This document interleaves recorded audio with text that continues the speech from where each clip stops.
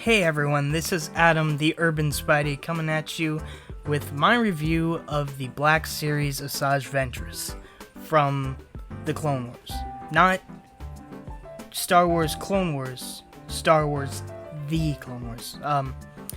Her first appearance was in Clone Wars, so I had to specify for those that don't know. Anyways, this figure is really cool.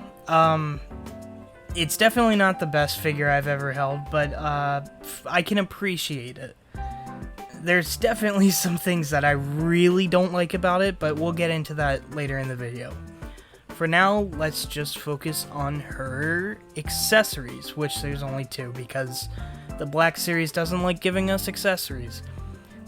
Just what's necessary, which are her lightsabers. She carries dual lightsabers, and I think the hilt is definitely, it's accurate enough. The paint's a little bit sloppy, but that's forgivable. They also have these pegs, which stand out a ton. And you can see you can remove the blade, but those pegs on the side of the hilt, they're for the belt buckle. Or I guess it's the belt buckle. It's the thing on the front of her belt. But essentially, there's two holes. There's two lightsabers. There's two pegs. You can tell what's happening there. But it looks pretty great, and I think that this is probably the best lightsaber storage we have ever gotten on a Black Series figure. And granted, I don't have that many Jedi or Sith Black Series figures, but from my experience, this is the best. There's also a peg and a peg hole on the bottom of one of each of the two lightsabers, and you can give her a double-bladed lightsaber, which I'm never gonna use this, so yeah. But if you're a fan of Rexing around, you can also do this. So going over sculpt and paint, I think it's great. The face is really the focal point of the sculpt, which you can tell that they did their best to match the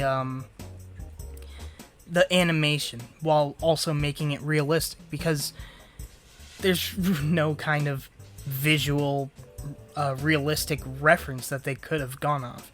But I think this Ventress could have turned out way worse. So I'm glad that it turned out the way it did. Anyways, let's talk about the things that I don't really love. Specifically, excuse me, ma'am, I gotta... I really don't like the knee joints. The single knee joints is just, it's ridiculous. And also, while we're on the topic, the foot joint, the ankle, it doesn't really move that far forward. And also, this belt buckle, whatever it is, the thing that comes off the front of her belt, gets in the way of posing. But other than that, let's talk about another thing that really pisses me off. And that's the in and out hinge on the wrist. Why? Just why? Why would you have that there? On Ahsoka, another dual lightsaber wielding character, they gave her one hinge, or one up and down hinge, and then one in and out hinge. Why couldn't they do the same thing? Or better yet, just do two up and down hinges. And also, this butterfly joint does nothing. That might just be my figure, but it does nothing, and it aggravates me. Anyways, here we go with the comparisons. Here's Ahsoka and a clone trooper, a Phase 1 clone trooper. But I still think this Ahsoka is too tall, and I'm not going to shut up about it. And here we go with random figures I had laying around, Plo Koon, for obvious reasons. And here she is with Cad Bane and Deadpool, my favorite figure from their respective lines.